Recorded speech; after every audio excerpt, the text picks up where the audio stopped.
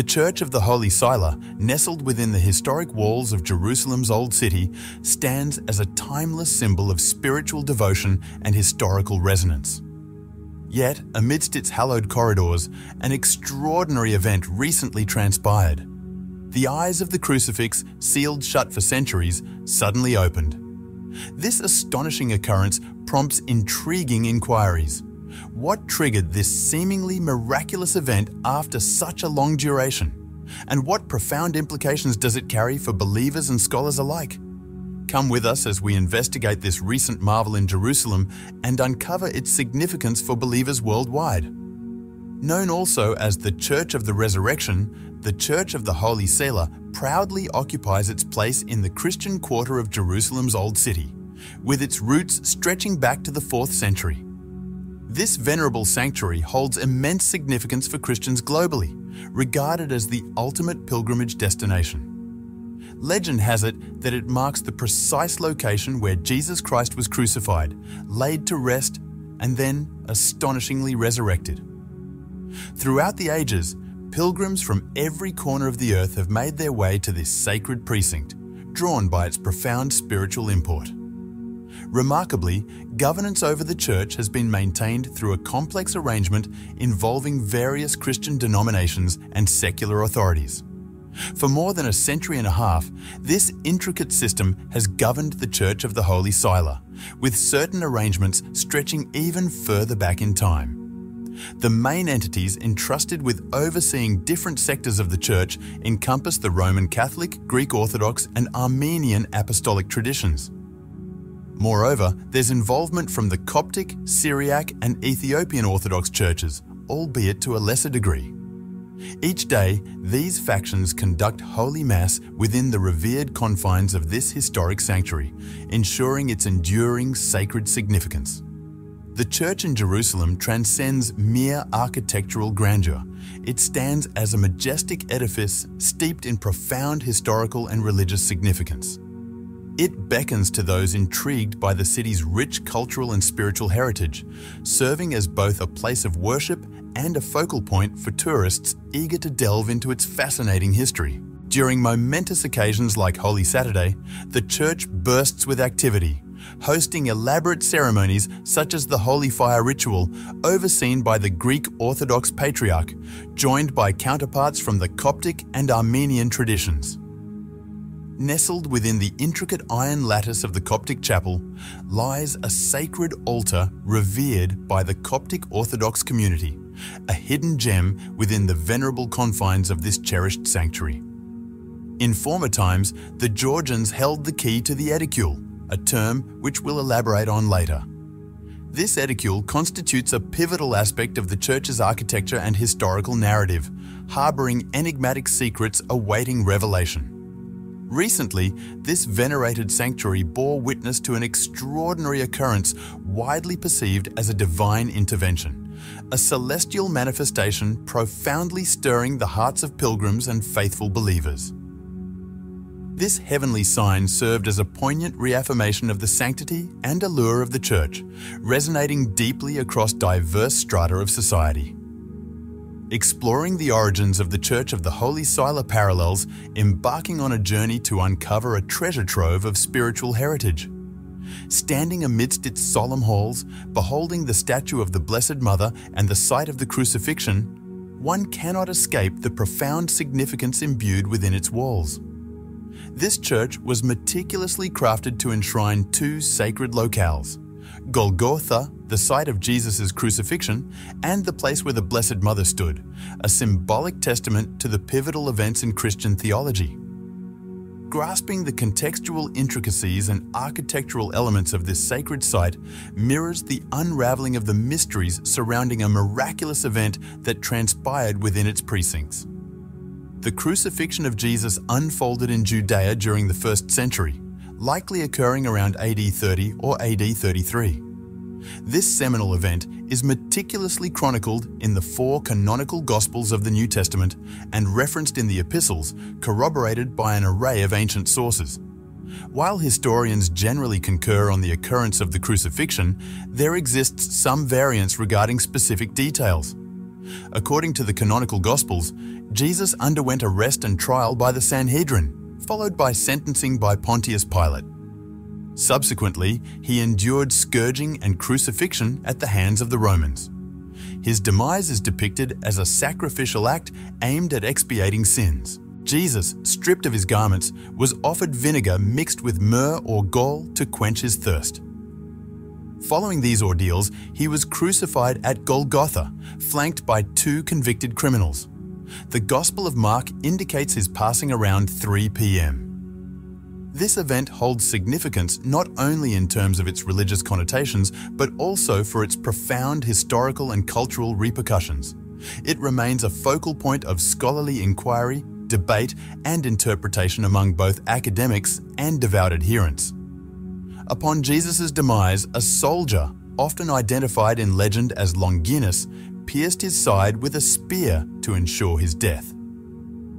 This unforeseen action resulted in a notable flow of blood and water from the wound, symbolizing the culmination of Jesus' mortal existence. Following this pivotal moment, Joseph of Arimathea, a clandestine follower of Jesus, took it upon himself to retrieve Jesus' lifeless body from the cross.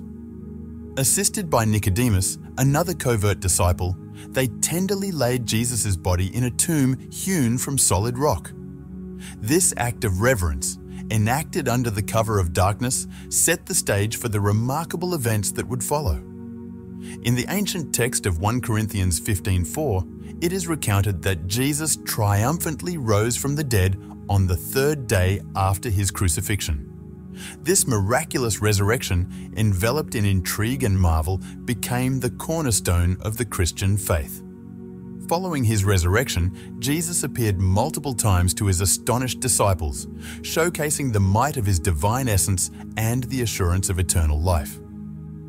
Dating back to the 4th century, Christian tradition venerates 2 sacred sites with utmost reverence: Calvary, the rugged hill where Jesus bore humanity's sins and endured crucifixion, and the tomb from which he emerged victorious over death. Once mere Jewish burial grounds, these locations now stand as beacons of hope and redemption for believers worldwide, beckoning pilgrims from distant lands to partake in the profound spiritual resonance enshrined within their ancient stones. Subsequently, the burial site of Jesus transformed into a location where other deities were worshipped. However, in the year 312, a remarkable event occurred. Constantine the Great, a formidable ruler, experienced a vision of a cross in the sky and made the pivotal decision to embrace Christianity. He even enacted a law known as the Edict of Milan, declaring Christianity acceptable. Bishop Macarius, hailing from Jerusalem, sought permission from Constantine to excavate the tomb of Jesus. With the assistance of another bishop named Eusebius, they uncovered 3 crosses near the tomb. Among them, it was believed that one cross possessed extraordinary healing properties and was deemed the authentic cross upon which Jesus was crucified. This revelation facilitated the identification of the site known as Calvary, where Jesus met his demise at the hands of the Romans. In the year 326 AD, Constantine commissioned the construction of a church at this revered location. Over time, efforts were made to clear away debris and clutter surrounding the cave, revealing a rock-hewn tomb believed to be the resting place of Jesus. This church, erected in the 4th century by Constantine, stood as a testament to his devotion. Regrettably, many years later, in 1009, it met its demise at the hands of a ruler named Al-Hakim. Delving into the heart of Jerusalem lies the resplendent Dome of the Rock, a cherished site revered by Muslims, Christians, and Jews alike.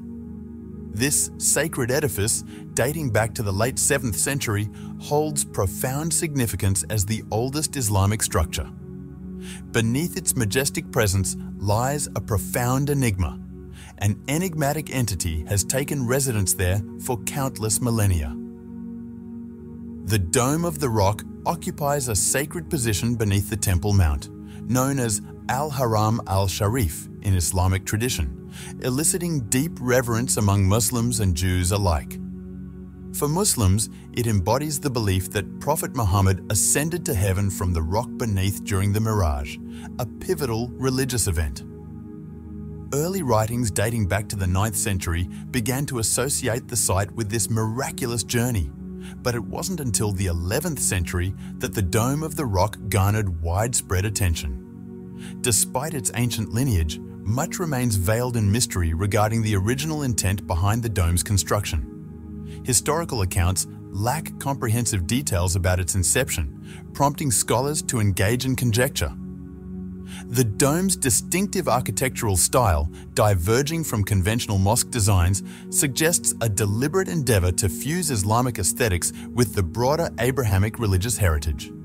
Thus, the Dome of the Rock emerges not solely as an architectural marvel, but also as a poignant symbol of the intricate interplay of faiths woven into Jerusalem's storied past. It's conceivable that the inspiration for this intricate structure might have been drawn from ancient Byzantine designs, akin to the nearby octagonal Seiler of the Mother of God, unearthed in 1992.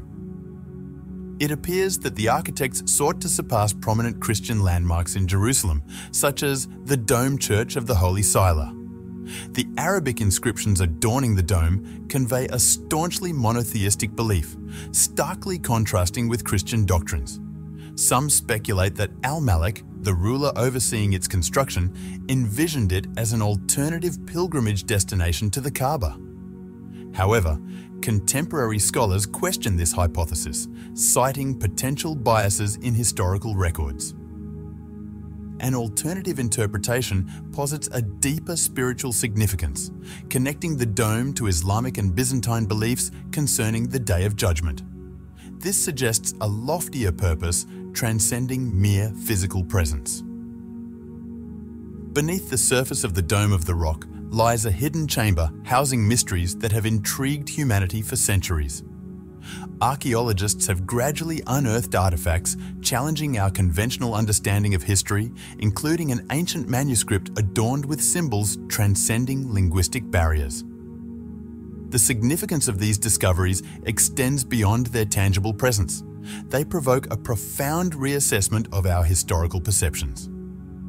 As we peel back the layers of mystery beneath the Dome of the Rock, our grasp of history becomes blurred, compelling us to re-evaluate narratives once deemed immutable. The Holy Sepulchre and Calvary. The church and Ronda underwent subsequent reconstruction under the supervision of Emperor Constantine IX, with further modifications by the Crusaders, deviating from the original blueprint.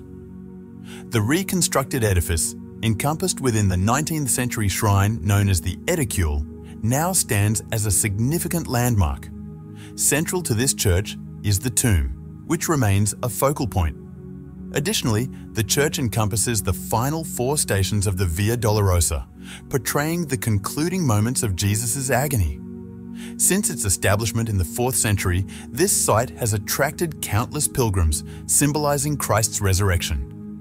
The church is also referred to as the Church of the Anastasis, meaning resurrection in Greek. An auspicious event unfolds as archaeologists delve into the contents of the Edicule. It presents a rare opportunity to peer into the past, glimpsing the original bedrock where Jesus is believed to have been laid after his crucifixion, according to the New Testament. Golgotha, also known as the Place of the Skull, is the purported site of Jesus' crucifixion, believed to have been situated in an area of stone quarries beyond the city walls. Approximately a decade post Jesus' crucifixion, a third wall encircled the vicinity where he was crucified and interred, now within Jerusalem's city limits. This historical detail lends credence to the notion that the Holy Sepulchre, a revered site in contemporary Jerusalem, indeed corresponds to these events. The present-day church standing at this location encompasses both the crucifixion spot, known as Calvary, and the burial site. This grand basilica, named the Martyrium, was consecrated in 335 CE, retaining its ancient splendor with its original wooden doors dating back to 326 CE. Upon entering the church, visitors ascend a staircase leading to Calvary, the revered site of Jesus' crucifixion, adorned with opulent decorations.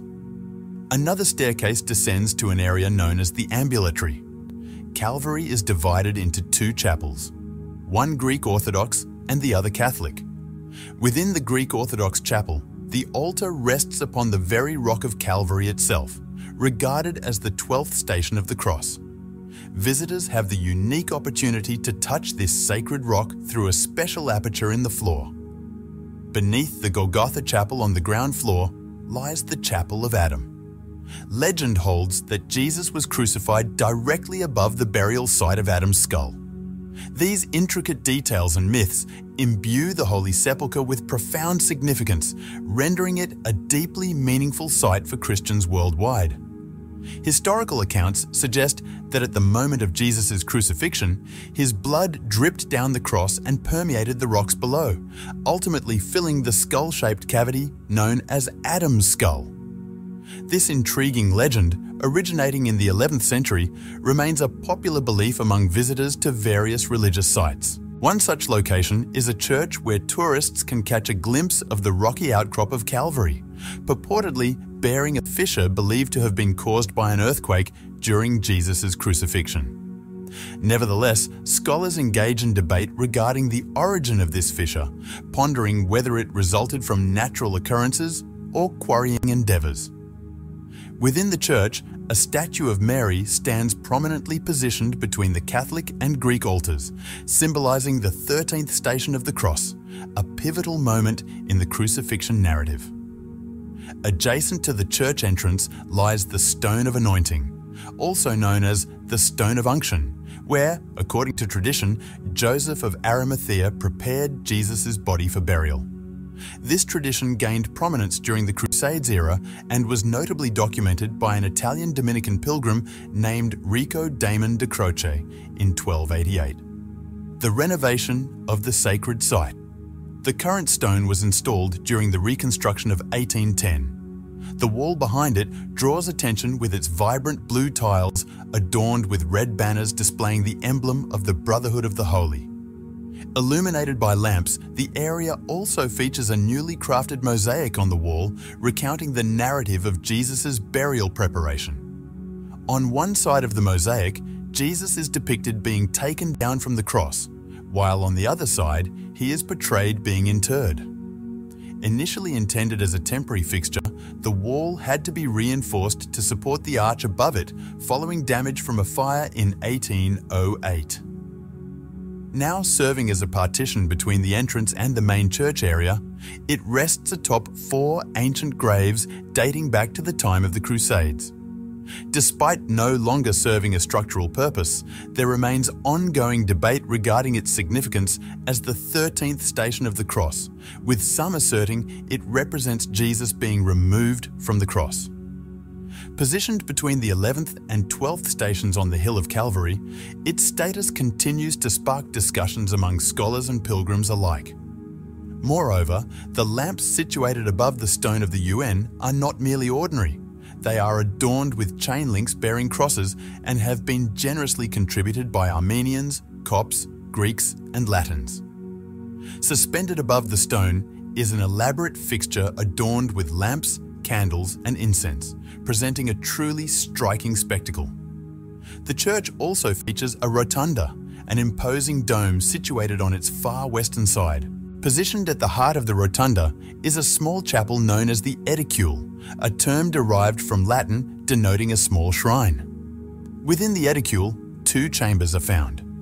One chamber contains a revered relic known as the Angel's Stone, believed to be a fragment of the stone that sealed Jesus' tomb. The other chamber, a smaller room, houses the tomb of Jesus.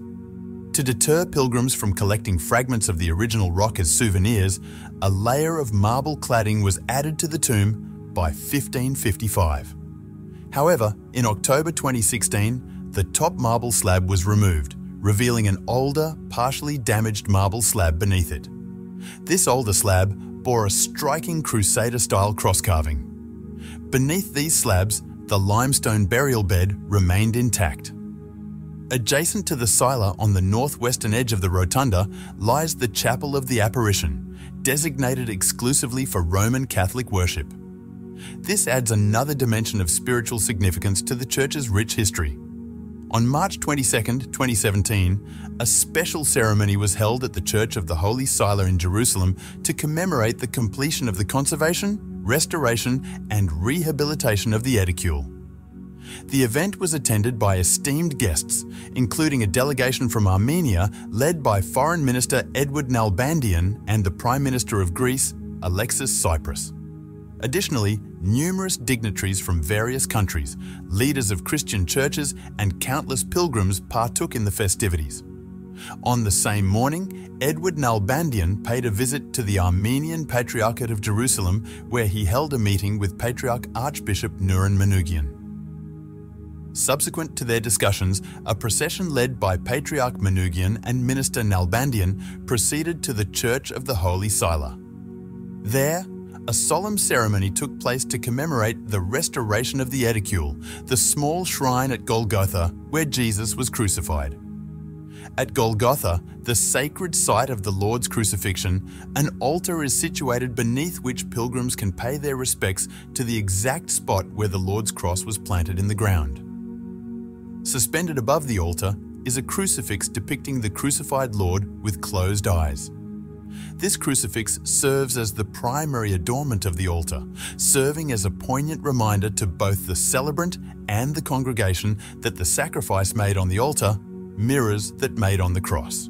The crucifix in Christian worship, hence, it holds paramount importance to always position the crucifix on the altar during Mass, as decreed in the Constitution Amos by Benedict XV on July 16, 1746. According to the guidelines outlined in the Roman Missal, the crucifix should be centrally located on the altar between the candlesticks, ensuring visibility to both the celebrant and the congregation. In instances where the crucifix is temporarily removed, another one may be temporarily substituted at a lower position, yet it must remain visible to all Mass attendees. Interestingly, while a crucifix is typically mandatory on the altar during Mass, there are two exceptions to this rule. These exceptions arise when the crucifixion serves as the focal point of the altarpiece or picture positioned behind the altar. However, it's crucial to clarify that this exception only applies when the crucifixion is the principal focus, as opposed to depictions of saints holding a crucifix or kneeling before a cross. Moreover, there's another noteworthy consideration to take into account. When the Most Blessed Sacrament is exposed, whether within a church or another venue, there arises a choice regarding the placement of the crucifix. Typically, it is customary to position the standard crucifix on the altar. However, variations may be observed based on local traditions. Should the crucifix remain on the altar, it should not be concealed.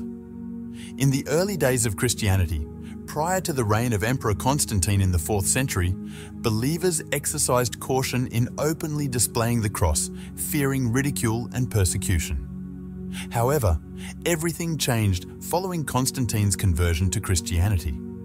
Not only did he abolish crucifixion as a method of execution, but he also promoted the use of the cross and the Chi-Rho monogram as symbols of the Christian faith. Consequently, these symbols gained widespread popularity in Christian art and funerary monuments around 350 AD.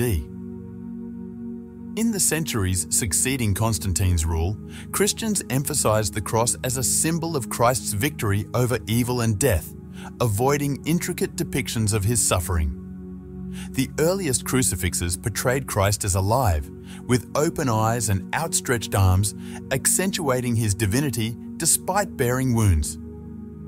However, as time progressed into the 9th century, artists began to focus more on depicting Christ's suffering and death in a lifelike manner. This transition led to Western depictions of the crucifixion becoming more intricate and emotive, portraying heightened levels of pain and agony. Initially, in Romanesque crucifixes, Christ was often depicted wearing a regal crown, symbolizing his kingship. However, as artistic styles evolved into the Gothic period, the crown of thorns emerged as the predominant symbol, underscoring Christ's sacrifice and suffering. Fast forward to the 20th century, a new trend emerged in Roman Catholicism. particularly concerning the portrayal of liturgical crucifixes.